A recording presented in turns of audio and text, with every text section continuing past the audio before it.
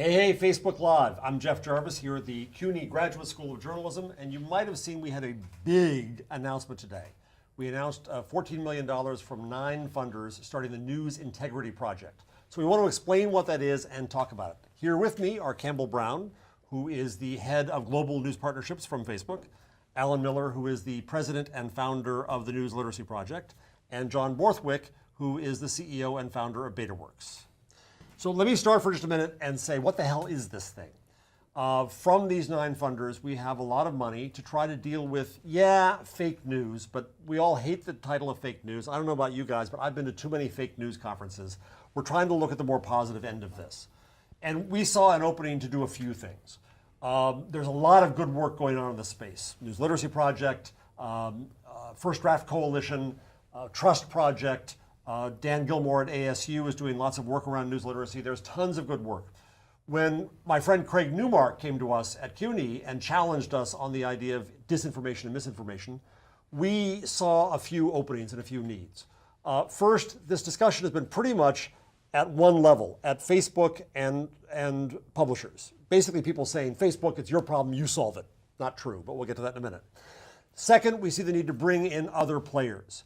There are other affected and responsible parties in this discussion, ad agencies, brands, ad networks, ad tech, recirculation engines, PR companies, politics. So we held a meeting, we actually held our first event under this initiative here 2 weeks ago at CUNY, bringing all those people together for a wider discussion. We'll get to that in a minute. The third reason is that we saw so many people doing so much good work, but very little coordination. We heard from a lot of them that if somebody would help them come together and share information and share best practices. We don't want to compete with anybody in this space. We want to try to be a convener of a community of practice so we can help people share. And fourth and finally, and this comes out of the meeting we had here at CUNY 2 weeks ago, I see an opportunity for a flight to quality in media and news. The entire discussion so far has been a whack-a-mole discussion about how do we kill the bad stuff? How do we get rid of the bad stuff? Well, we're not going to. We can make some headwinds on that, but we cannot really kill all the crap on the internet. What we need to do is have more quality. And I hear from readers, I hear from platforms, I hear from advertisers that there is a desire to return to quality. So we in publishing have to help them do that and figure out what that means. So the News Integrity Initiative will have $14 million over the next 3 to 4 years to help fund research, projects, and convenings around the world. And we're working with another whole bunch of people besides the 9 original funders who are Craig Newmark, Facebook, the Ford Foundation, Knight Foundation, Tau Foundation, BetaWorks, Mozilla, the Democracy Fund, and AppNexus. There, I got all 9. So those are the wonderful funders who've given us a pot of $14 million to fund this work and to try to figure out how we can make an impact on informing the public conversation. So sorry that was a little wordy. We're still figuring out exactly what it is. We're still trying to now start hiring a manager for this project, and off we go. So, Campbell, Facebook already had the Facebook Journalism Initiative, right. Journalism Project. Facebook has been, and I've written about this a little bit, a lot more open about its roadmap, bringing in publishers, talking about what you're up to. So, right. So there's more transparency there. You've done things like instant articles over the time. Why now this? Why are you doing more in journalism, and what do you want to accomplish? Because this, I mean, you first started talking about this, and Alan, I know you've talked about how to collaborate better. The sort of bigger problems, I mean, we can do a lot of direct work with publishers around what Facebook needs to do, but the really challenging problems are societal problems. They don't just involve Facebook or just platforms. It's much bigger than that. When you talk about false news, or the most important thing, which I think is what Alan's working on, which is the education piece of this and news literacy. I mean, I'm a mom. I have a 7-year-old and a 9-year-old. They're probably never going to open a textbook in their entire lives. Am I right? Every piece of information they get is going to be online, maybe from Facebook, but it's not going to be the way I grew up or was educated. And I don't see it in my kids that we're teaching our children how to be discerning about the information. You talk about the importance of quality. They don't even know how to tell the difference. It's all sort of one thing to them right now, and it's not just kids. It's people at every age. It's really learning a skill set that we really didn't need before this sort of digital age, and we were all getting our information this way. And trying to figure out the right tools, the research around it to know what works and what actually helps people, whether it's, a curriculum in school or people at any age, it's going to be hard. And I know you've been at it a long time, but this is something that we all deeply care about, and it's going to be much more effective if we link arms and do it together. So I think that is what we hope marks this, is that we bring together, we convene people from across multiple sectors. So Alan, you've been fighting this battle somewhat. How old is the News Literacy Project? 9 years old, Jeff. So a bit of a lonely battle, trying to convince people that they have to have this kind of critical judgment. This whole fake news brouhaha, however, has brought you lots of attention now, right? No question, yes. Is it a blessing in disguise? It's absolutely a blessing. I mean, we started out as something of a voice in the wilderness. Now we often feel like we're something of an answer to a prayer, which is a much better place to be. Yes. And I want to say, we so much welcome this effort and the generosity of the funders and of this other impressive group to come together around both the supply side and the demand side of this really timely and incredibly important issue of trust. And that's what we've been about from the beginning, is giving young people the tools to know what information to trust, to share, to act on as students and as citizens. So John, this is actually all your fault. Because you emailed me just as the brouhaha started reaching its volcanic crescendo, to mix my metaphors, and said, okay, Jarvis, we've got to do some practical things here. Everybody's talking at a high level, they're all throwing their arms up. And I came down to your office and we sat there for a morning, as I remember, and came up with 15 things that we suggested we should do. And that's kind of what led to Craig and talking to Facebook and everybody else. You're one of the great innovators in New York, one of the great entrepreneurs in New York. You care about media from your perspective and your side. From the technology perspective, how do you see this playing out? I mean, I think that it's a critical time. The internet's distributed publishing to the edge, right? It's delivered on that promise. Identity has also been firmly established through platforms like Facebook on the internet. But trust, what Alan talked about, thread, which went back to your opening statement, trust is when you click on a URL, understanding what is the trust that you can place in that click. Other than the trust you're doing by proxy of the person who shared it from or to you, and is a big open question. So what I'm particularly interested in, I mean, the discussion we had in mid-November was really about what the platforms could do, and could we put forth, 15 or so suggestions of what platforms could do. It is amazing to see Facebook here today as the biggest platform in the world. I think that the challenge now is building around that layer of trust, and which is both a societal, educational problem, but it's also a technical problem. And so I think that there's a lot of opportunity for startups to think about this, to address it. And I think that's where I'm going to hopefully contribute some and focus my time and energy. If you were giving advice to my entrepreneurial students here, where would you say the opportunities are in this arena now? Well, I think that identifying trust, and there's been really since the election, which coalesced a lot of the thinking and a lot of the attention on this topic. But there's been startups that are starting to emerge who are thinking through, okay, can we actually figure out ways to rank and assess trust? Obviously, the crudest way of doing that is through some whitelist, blacklist. That is a fairly crude approach. But if you go back to dangerous, very dangerous. If you go back to the beginning of spam, right? And one time we thought spam would kill email. Then people arrived with a whitelist, blacklist solution. It was crude and didn't work too well. But then over time, algorithmic solutions developed that worked much better and could establish sort of some quotient or some concept of trust to a sender or receiver an email. And so I think there's a lot of work to be done there. That's one area. I think that understanding, how sources and source material gets exposed is another area which I'm particularly interested in.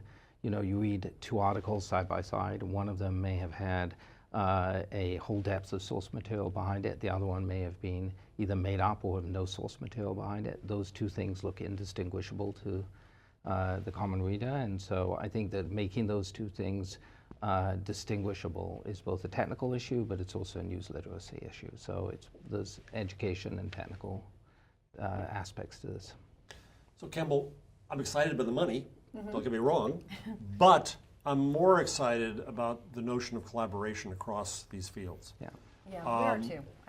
We are too. So talk about that for a minute, about what you wish publishers would do, or what you wish researchers would do. I mean, I've talked to researchers who would die to get to some data and some tests on Facebook. I think we could probably imagine where we can have a conversation about that. Right. I think publishers have a lot to learn about how they change their relationship with the public and how they bring journalism to the people, including on Facebook. Yeah. What are the kinds of collaborations that you wish for out of this project and in general? Well, we've already started kind of working directly with publishers, kind of at a workshopping level on some of the issues we're talking about around news credibility. I mean, that's one of the challenges, is that there are publishers out there who are doing amazing reporting, but trust generally in media is at a point that's not acceptable, and I think doesn't work for any of us. Someone who spent 20 years in journalism. So you sort of reference this, and I know the Trust Project has spent a lot of time working on this, is what can you do as a journalist to be more transparent about your reporting methods, about your sourcing, to help reestablish a relationship with the reader or the viewer, which is something that needs to happen. And I do think, John made a really good point, I do think there are a lot of interesting things you can do on the technology side. And we're just internally beginning to experiment with some and think about ideas, but about when it comes to things like exposing people to different perspectives so that they are getting a broader view of what's going on out there. That's something that you could play with on the technology side in a way that might work.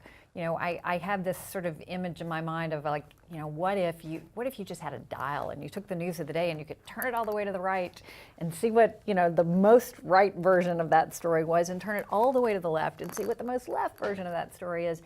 And just if people understood the way that just language and tone, and you know this, Alan, language and tone can change the entire meaning of a story. And that's something that I think we can educate people around. But the exciting piece, and I think is what John is talking about, is there's also a lot we can do on the technology side, and we're just beginning to explore it. And I hope coming out of this, it's something that we figure out together. So Alan, I actually want to radically increase the definition of what you do. Right, so news literacy back in the day when I was on newspapers and we had newspaper and classroom programs, that if we get the kids to read the newspaper, everything will be okay. And that was our belief, mainly to save our business in the future. You're at a time and at a place that defines news literacy in very different terms. In a social age, in an age where the public, by every action they take, is part of a process of creating and distributing news. How do you define news literacy now? Well, we define news literacy as the ability to consume and create news and information, to know what to trust, to share, to act on. And it is a broader definition. And we very much view students as not just consumers, but they are creators, because whether they're texting or they're blogging or they're posting, sharing on Facebook and posting on YouTube, they're participating in the conversation. How do they do that in a way that is credible and responsible and empowers their voices? And that's really the key for us, is to give the next generation the tools to be informed and engaged citizens, because that is the bedrock upon which the democracy rests. And that's where we have the greatest jeopardy, I think, today, is that people, not just young people, but the public in general, feels utterly overwhelmed by this spectrum of news and information that they're seeing, everything from quality journalism, credible information, to opinion, spin, misinformation, raw information, and disinformation, and how to sort that informational wheat from the chaff. And that's really what we see as the core mission. Yeah, well, one of the questions is this question about fake news from Facebook, from Hernan. we put this umbrella of fake news on things, but it's much different from that. It's Claire Wardle from First Draft has a great taxonomy of the true extent of fake news and what fits and what the motives for each are different. We have to understand researchers from Microsoft Research who are at Dan Gilmore's great Facebook-sponsored news literacy event at ASU really said we don't understand what's wrong with the conversation yet, and it's too soon to come up with solutions until we better understand the conversation, and I believe that. So let me ask each of you. We're starting up here. We've got an opportunity to do new things. We have the resources to do that. I said today that the first step that I want to take is to make sure that we respect the research that already exists in this field and get someone to go and translate that for dummies like me and see where that stands. But then there is new research to be done. I think to inform our work and to see where we go in projects. What research do you what are the things that you most want to know that research could help with at this stage? Any of you? I can tell you, I mean, to me, obviously getting false news off the platform is a huge priority for us. It's not good for us. We hate it. We want it gone, and I recognize that that's going to be some of what we focus on.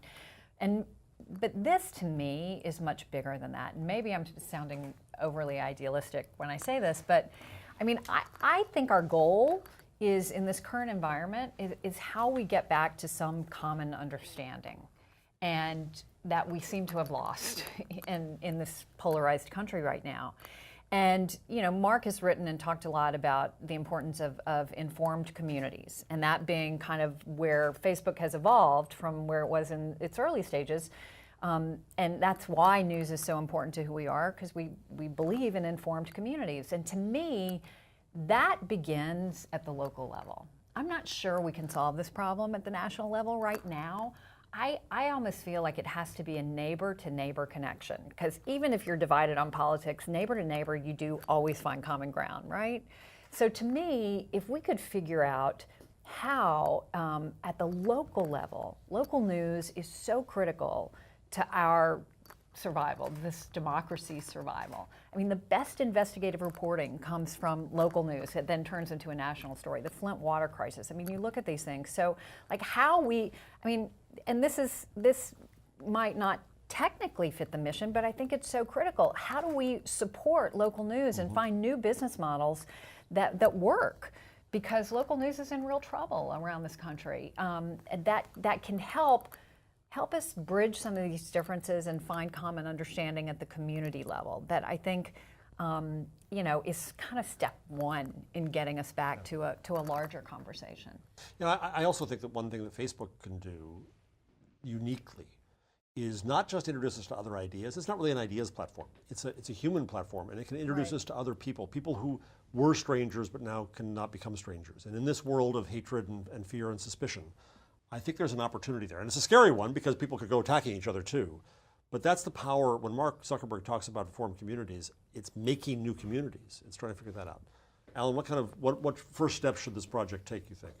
Well, I want to pick up on something Campbell was talking about, which is this whole issue of confirmation bias, which is just an enormous challenge, I think, in a hyper-partisan age. And I think when people tend to see their news through prisms of red and blue, they generally see the world in terms that are very black and white, and it becomes very difficult to forge any kind of consensus, even on what are the facts. What is the observable, verifiable, provable reality, before you can then debate, what may be the solutions to the problems that we face.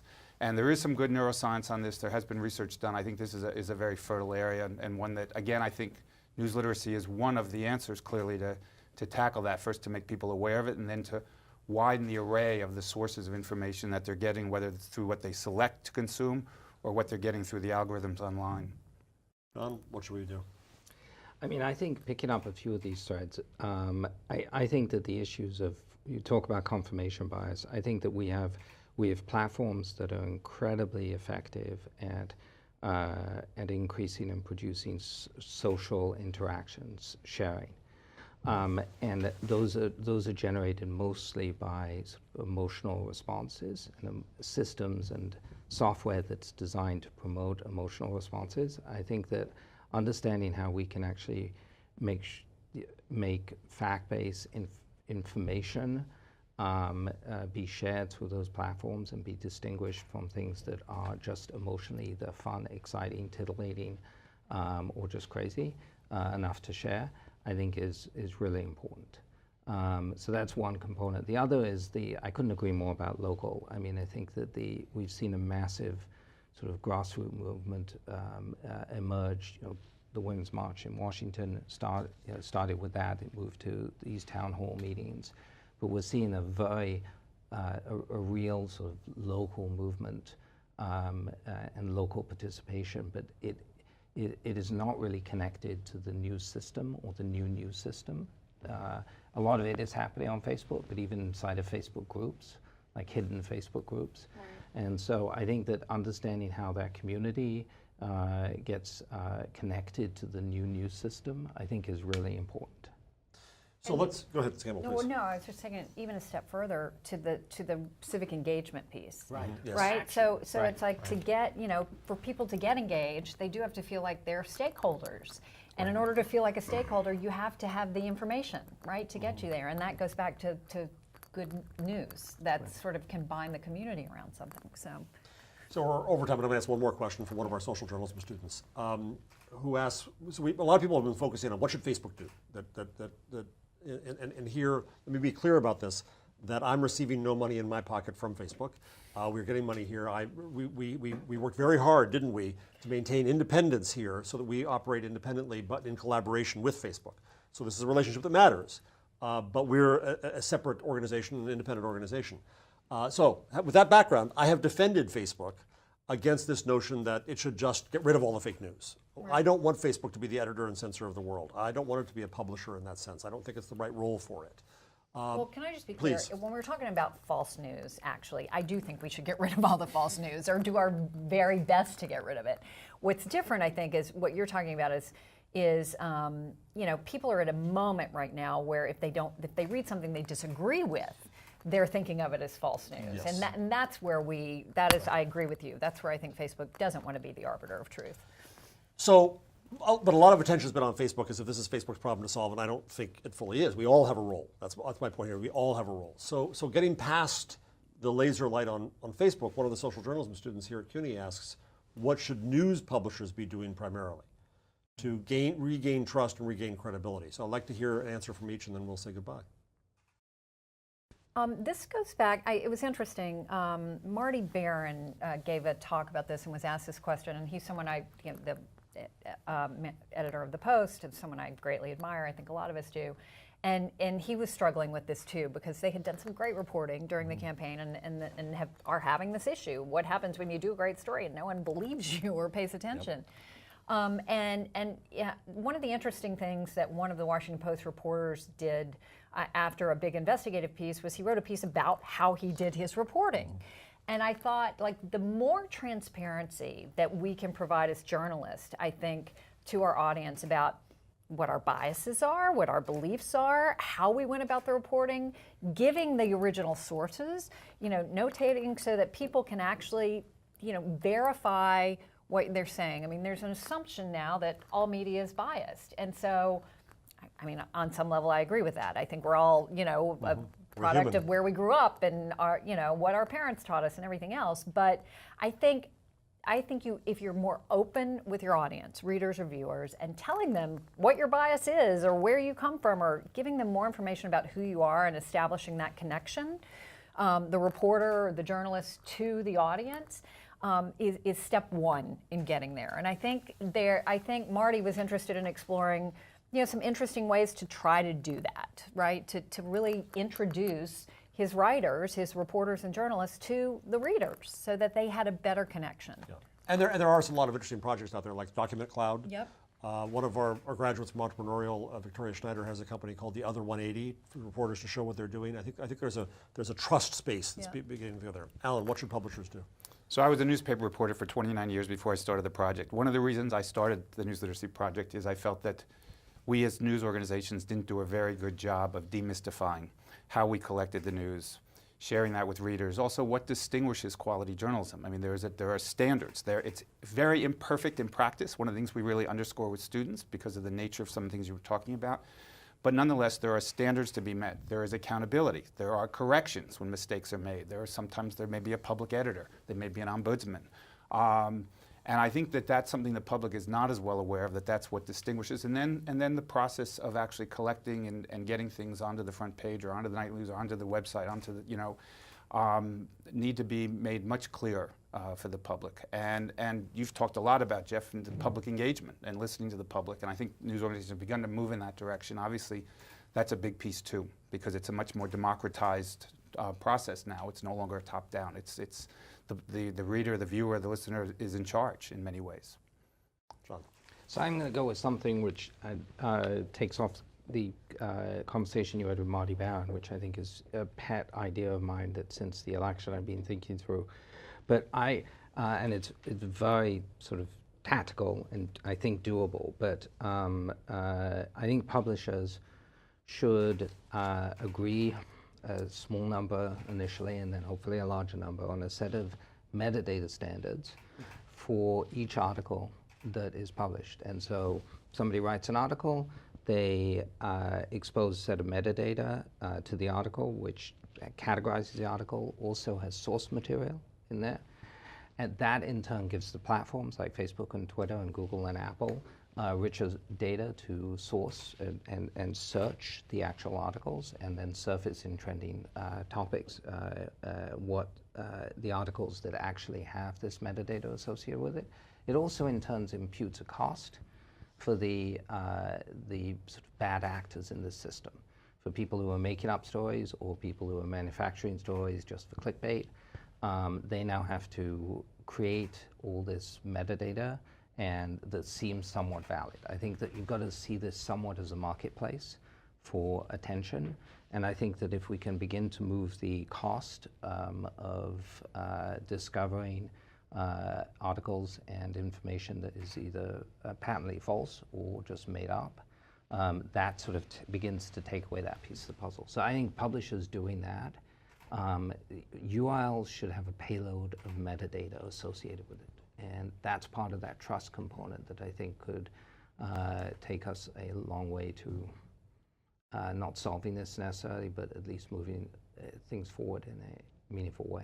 That was the primary outcome of the meeting we had here at CUNY 2 weeks ago, where the advertisers basically got around to the point of saying, we can't afford to put our stuff next to crap anymore. Right. And so what they need is a set of signals. There is no whitelist, there is no blacklist, but a set of signals that allows each of the platforms and each of the advertisers and agencies and networks and others to be able to judge more in their own formulas about how they're going to put their money and their effort and their time into the things. irony is over the last 10, 20 years, the platforms and technologists and venture capitals funded, we've built amazing tech around advertising to be able to do all this verification for advertising. We now need to turn that on its head and do it for stuff that really matters for our culture and society and our world. Well said as always, John. Thank you. All right, so that's it from the CUNY Graduate School of Journalism. I want to thank John, you for setting this going, Alan for all your work over the years, and Campbell, I especially want to thank you for the support that you at Facebook and you personally have shown this effort. Now the hard work begins. It does. But I really am very proud to be working with you and proud to be working with this whole group. And there were some great people at Facebook, Anya Kerr, I think we want to mention particularly, who helped put this together. She did a great job. And so thank you. Thank you all very much, and thank you. So we don't even have a homepage yet because this is that quick. But if you come back and look at my Twitter feed at Jeff Jarvis, you'll see me blathering on forever about this. And as we get ready to start getting ready the projects and the research, just watch this space. Thanks.